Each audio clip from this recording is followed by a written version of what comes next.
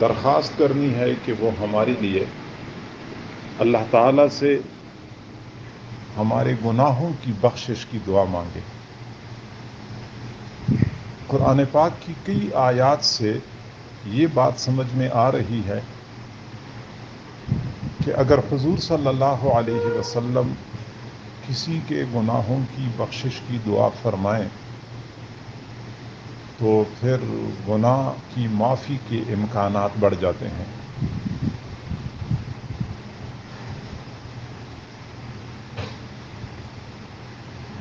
جاءوک فاستغفروا اللہ واستغفر لهم الرسول لوجدوا اللہ توابا الرحیم۔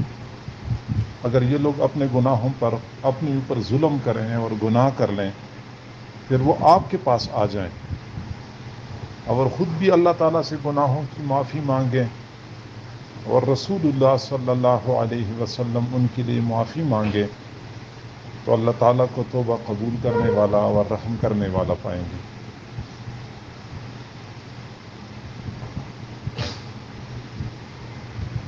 اگلا کام یہ کہ ہمارے ہاں یہ اصول ہے یا روایات اور رواج کا حصہ ہے کہ جب ہم کسی عزیز کے پاس جاتے ہیں، دوست کے پاس جاتے ہیں، اپنے ساتھ کوئی پھل، کوئی مٹھائی، کوئی ہدیہ ساتھ لے کے جاتے ہیں۔ حضور صلی اللہ علیہ وسلم کے بارے میں ہمارا یہی عقیدہ ہے کہ اس وقت وہ قبر مبارک میں زندہ حیات ہیں، آنے والوں کو دیکھتی بھی ہیں، سلام کا جواب بھی دیتے ہیں۔ تو جب ہم یہاں سے جائیں تو ہم ہدیہ ساتھ لے کے جائیں، اور وہ ہدیہ درود شریف کا ہدیہ ہے۔ کثرت سے درود شریف پڑھنا چاہیے۔ ابھی راستے میں بھی اور مدینہ منورہ میں جب ہم ٹھہریں گے تو ان تمام دنوں میں درود شریف کی کثرت کرنی چاہیے۔ جب بھی روضہ رسول پہ جانا ہوتا ہے تو قرآن یہ کہتا ہے کہ جب تم میرے محبوب کے ساتھ سرگوشی کرتے ہو اس سے پہلے صدقہ دے دیا کرو۔ اذا ناجیتم الرسول فقدموا بین یدی نجواکم صدقہ۔ پھر بندے کے پاس 1 ریال 2 ریال بندہ کسی کو دے دیں اور پھر اس کے بعد روضہ رسول پہ جائے۔ دنیا کے بادشاہوں کے دربار کے کچھ آداب ہوتے ہیں۔ حضور صلی اللہ علیہ وسلم کے دربار کا ادب یہ ہے کہ بندہ ادھر ادھر کی چیزوں میں مصروف اور مشغول ہونے کی بجائے عاجزی کے ساتھ ندامت کے جذبات دل میں لیے ہوئے حضور صلی اللہ علیہ وسلم کے روضے کے پاس جائے اور حاضری دے۔ ہم نے حضرت جی کو دیکھا جب وہ جا رہے تھے روضہ رسول کی جانب، بالکل سر نیچے کو جھکا ہوا تھا اور آنکھوں سے موٹے موٹے آنسو گر رہے تھے، اور ایسی ندامت کے احساسات جیسے بندے کو ہوتے ہیں۔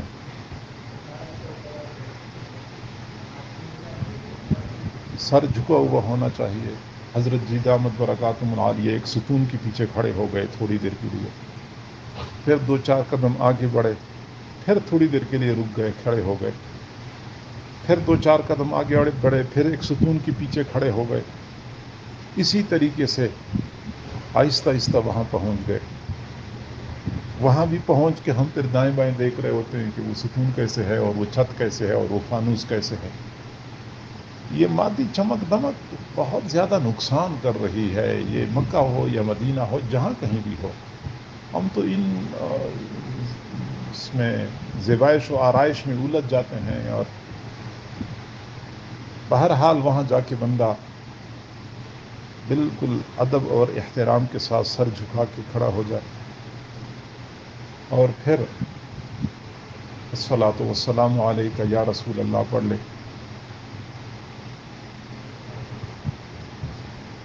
پھر اس کے بعد حضور صلی اللہ علیہ وسلم سے ایک تو یہ عرض کرے کہ اللہ کے نبی، مجھے جن جن لوگوں نے آپ کی خدمت میں سلام بھیجا ہے ان سب کی جانب سے آپ کو سلام ہو۔ اگر بندے کو نام یاد ہیں تو پھر وہ نام یاد کر کے ایک ایک نام کا بتا دے. اگر نام یاد نہیں ہے تو اجمالی طور پہ اتنا کہہ دے کہ جن جن لوگوں نے مجھے سلام بھیجا ہے سب کی جانب سے آپ کو سلام ہو. اگلا کام یہ کرنا ہے کہ اللہ کے نبی میں اپنے ایمان پر آپ کو گواہ بناتا ہوں. اشہد اللہ الہ الا اللہ و اشہد انک رسول اللہ. میں گواہی دیتا ہوں کہ آپ اللہ کے رسول ہیں اور میں اپنے ایمان پر آپ کو گواہ بناتا ہوں تاکہ قیامت کے دن رسول اللہ صلی اللہ علیہ وسلم سفارش کرنے میں ان کو خود ہم نے گواہ بنایا ہوتا ہے تو پھر آسانی ہوتی ہے.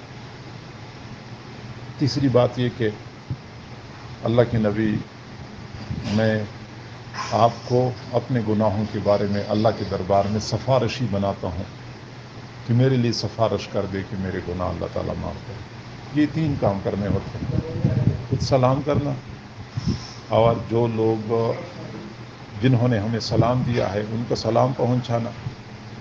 تیسری بات یہ کہ ایک مرتبہ شہادتین کا کلمہ پڑھنا اشہد اللہ الہ الا اللہ و اشہد ان محمد الرسول اللہ. یہ اشہد اللہ الہ الا اللہ و اشہد انک رسول اللہ. آپ اللہ کے سچے رسول ہیں تو اپنی ایمان پر گواہ بنانا. اور تیسری بات یہ کہ ہمارے جو پچھلے گناہ ہیں ان گناہوں کی معافی کے لیے میں آپ کو سفارشی بنانے آیا ہوں کہ آپ میری سفارش فرما دیں. پھر اگر بندہ دیر تک وہ لوگ کھڑا رہنے دیں تو پھر بندے کو چاہیے کہ الصلاۃ والسلام علیک یا رسول اللہ مسلسل پڑھتا جائے. اور اگر نہیں روکتے نہیں وہ رہنے دیتے تو پھر بندے کو چاہیے کہ آگے بڑھے. اور سیدنا صدیق اکبر رضی اللہ عنہ کا جو سوراخ ہے باقاعدہ نام لکھا ہوا ہے وہاں پہ السلام علیکم یا صدیق النبی صلی اللہ علیہ وسلم یا ابو بکر صدیق. اس طریقے سے بندہ ابو بکر صدیق کا نام آسانی سے لے لے تو بس ٹھیک ہے اور اس کے بعد پھر حضرت عمر کے اس میں جائے اور وہاں پہ جا کے سلام کرے. یہی مختصر سا طریقہ ہوتا ہے. دائیں بائیں دیکھنا اور شور شغب کرنا اور موبائل کا استعمال اور اس وقت وہ سیلفیاں بنانا یہ آداب کے بالکل خلاف ہے. بہت زیادہ نقصان کی بات ہے.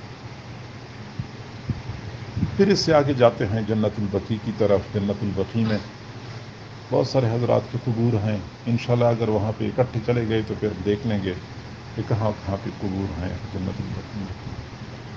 اللہ تعالیٰ آسانی کرنا. پورے مسجد نبوی میں ادب آداب کی رعایت شور شغب نہیں کرنا چاہیے. لا ترفعوا اصواتکم فوق صوت النبی. کوشش کریں. مسجد نبوی میں بھی خاص جگہ ایسی ہے جہاں پہ اکثر اکابر کو میں نے وہاں پہ دیکھا ہے. وہ جگہ ایسی ہے کہ بندہ بیٹھا ہوتا ہے تو بالکل سامنے وہ روضہ رسول نظر آتا ہے, وہ سبز گنبد نظر آتا ہے. تو بندہ سبز گنبد کا کی زیارت بھی مسلسل کر سکتا ہے اسی جگہ پر بیٹھ کر اور اپنی عبادات میں مصروف رہ سکتا ہے, منہمک رہ سکتا ہے. بعض لوگوں کی عادت ہوتی ہے کہ وہ بار بار حاضری دیتے ہیں, بار بار جاتے ہیں, بار بار جاتے ہیں. یہ بھی آداب کے خلاف ہے. ہمارے کئی اکابر تو ایسے تھے کہ آتے تھے ایک ہی مرتبہ حاضری دیتے تھے. اس کے علاوہ مسجد میں آنا اور دور سے بیٹھ کے درود شریف کثرت سے پڑھنا یہ تو معمول تھا. لیکن یہ جو ہر آدھے گھنٹے بعد گھنٹے بعد پھر وہاں چلے جاتے ہیں, پھر گھنٹے بعد چلے جاتے ہیں, یہ جرأت اور بے باکی کی دلیل ہوتی ہے. بندے کو چاہیے کہ وہاں یہ بے باکی کا مظاہرہ نہ کریں.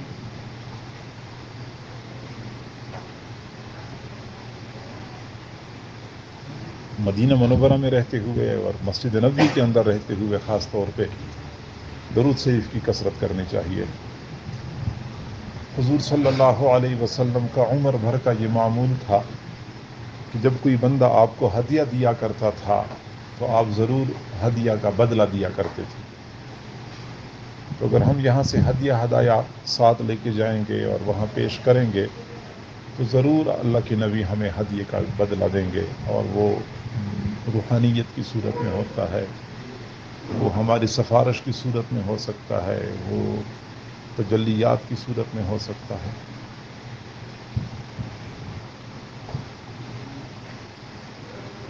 جب تک ہم مدینہ منورہ میں رہیں, مکہ مکرمہ میں پھر بھی ایک تو ہوٹل دور ہوتے ہیں, پھر نماز کے لیے پہنچنا دشوار ہوتا ہے.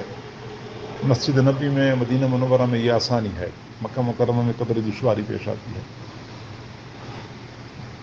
تو پھر نماز باجماعت میں سستی نہیں کرنی چاہیے. ایک نماز 50,000 نمازوں کے برابر ہے. مدینہ منورہ کی کسی چیز کو بندہ کم درجے کا نہ سمجھے، نہ کوئی منفی تبصرہ کرے کہ یہ چیز ٹھیک نہیں ہے اور یہ چیز ٹھیک نہیں ہے.